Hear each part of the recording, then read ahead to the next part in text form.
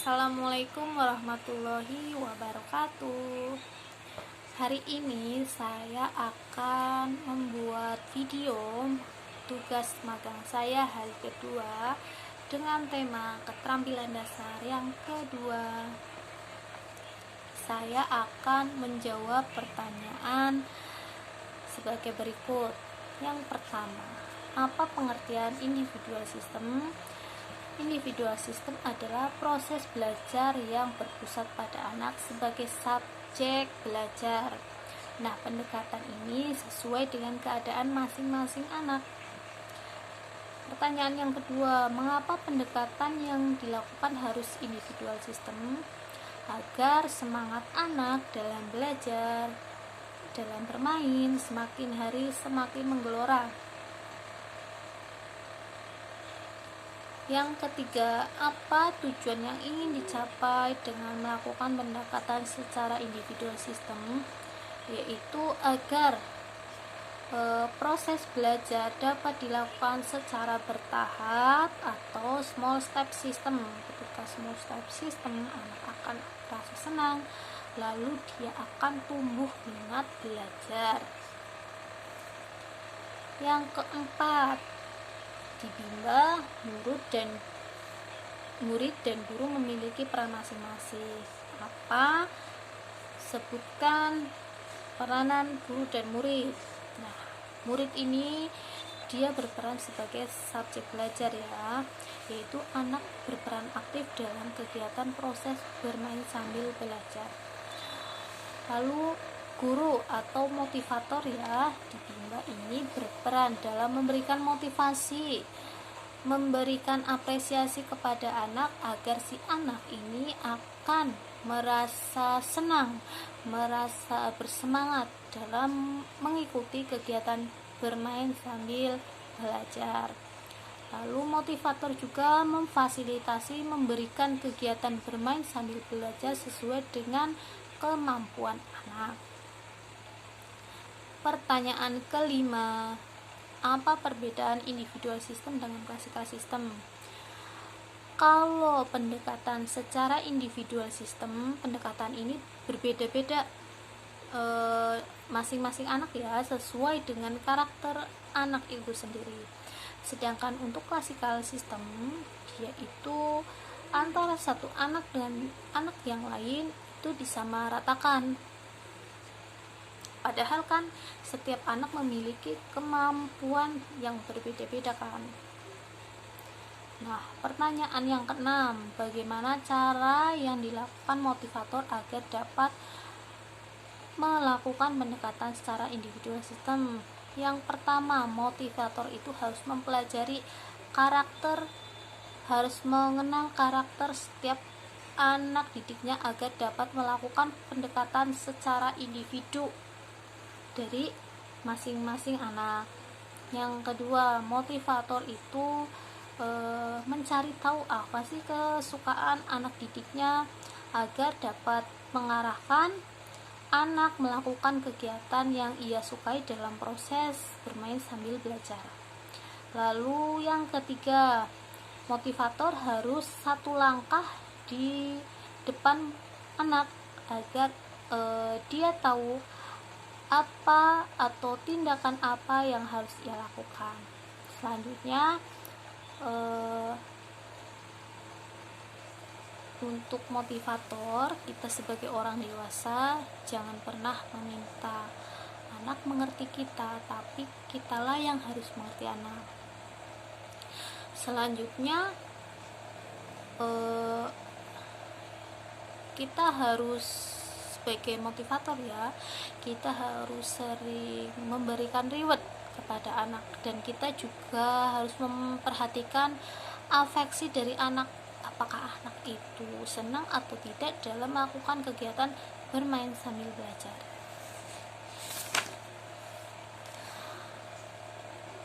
Apa dampak yang terjadi bila pendekatan secara individual system?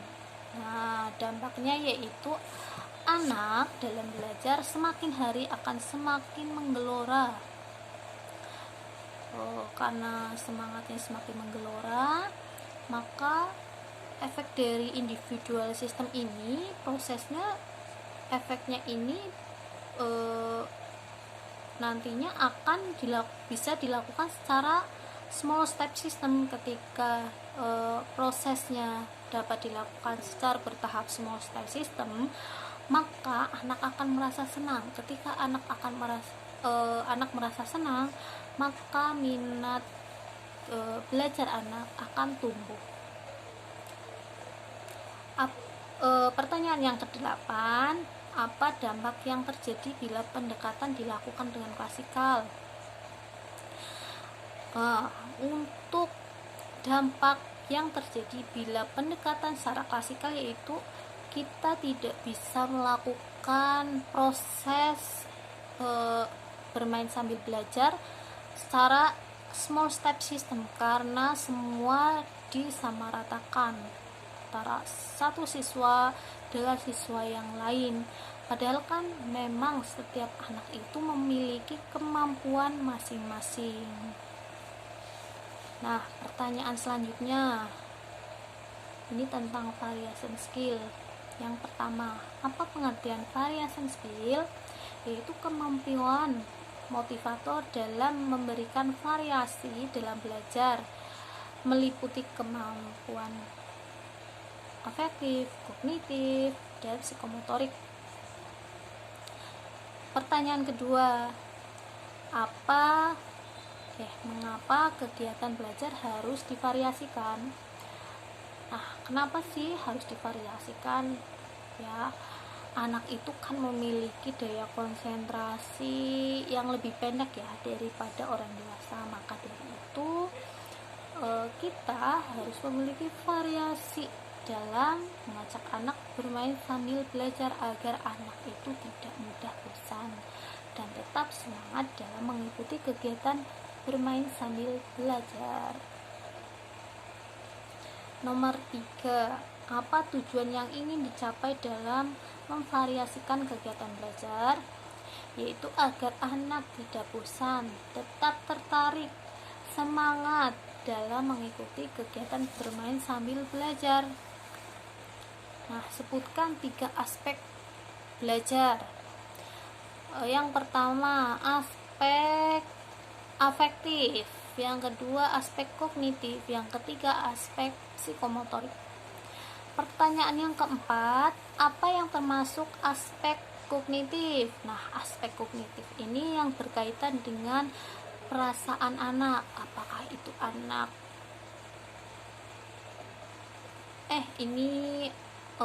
ini ya aspek kognitif, maaf ya. Aspek kognitif ini berkaitan dengan kecerdasan anak, yaitu membaca, berhitung.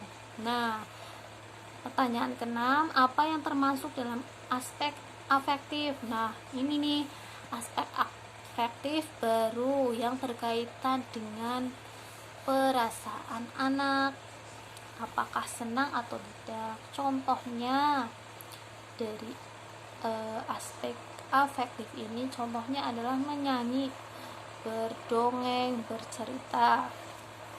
Lalu pertanyaan yang ke-7, apa kegiatan yang termasuk dalam psikomotorik? Itu psikomotorik ini yang berkaitan dengan gerak anggota tubuh ya. Motorik ini ada 2, motorik kasar dan motorik halus. Motorik kasar contohnya itu melempar, lalu menari.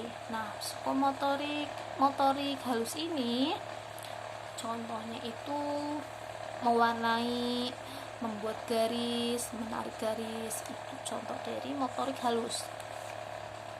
Lalu yang ke-8, bagaimana cara motivator dalam memvariasi kegiatan belajar dengan aspek belajar?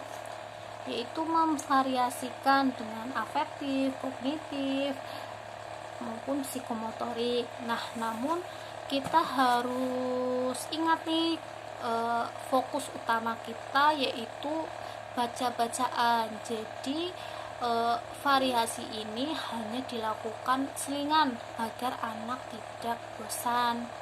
Nah, untuk variasi ini juga kita tanya nih, anak maunya apa, apakah dia ini mau menyanyi, apa mau bercerita, atau mau mewarnai. Nah, kita lihat nih ekspresi anak itu, lakukan evaluasi apakah anak itu senang atau tidak. Kita lihat intinya itu variasi itu hanya memvariasi, fokus utamanya adalah baca-bacaan. Lalu pertanyaan selanjutnya tentang yang pertama, ada apa yang dimaksud the law of effect? Itu hukum sebab akibat, yaitu kita bisa melakukan kegiatan yang menyenangkan maka akan diulang. Contohnya,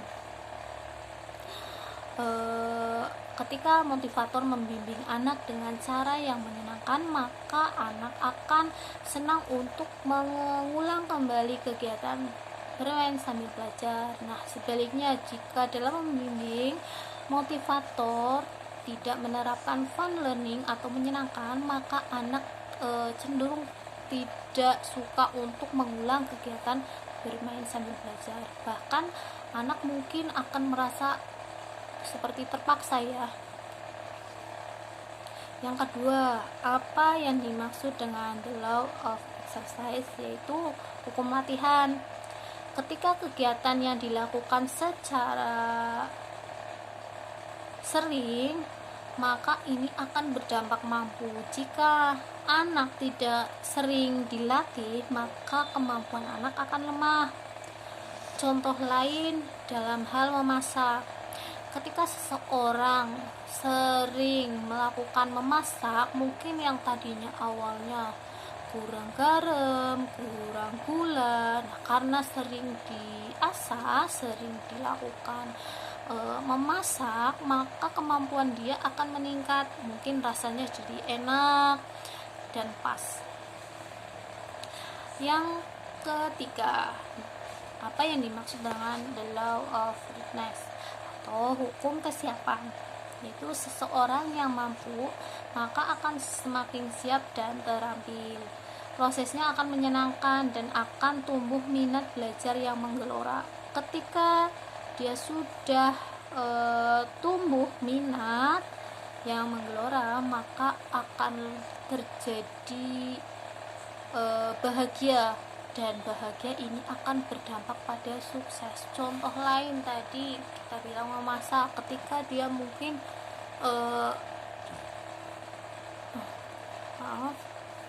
sudah bisa memasak makanan khas Nusantara. Nah, karena mungkin dia ingin memasak nih, keahlian dia lebih lagi, dia sudah bisa memasak masakan Nusantara, dia ingin belajar masak masakan Chinese food atau masakan Korea atau masakan Barat. Demikian tugas saya hari ini. Mohon maaf apabila dalam menyampaikan masih banyak kekurangan. Demikian, wassalamualaikum warahmatullahi wabarakatuh.